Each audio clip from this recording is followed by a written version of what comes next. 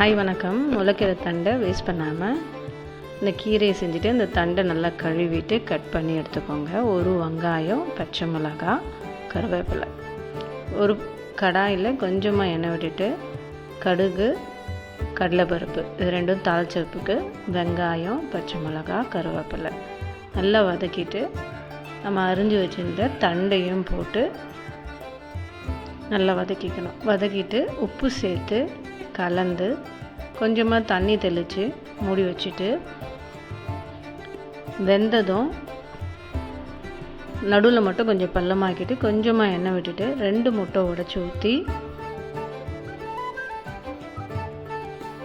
அதுக்குள்ளேயே கலந்து விடுங்க. கொஞ்சம் வெந்ததுக்கு அப்புறம் மொத்தமாக சேர்த்து பரட்டி எடுத்தால் சூப்பரான முட்டை தண்டு பொரியல் ரெடி ஆகிடும்.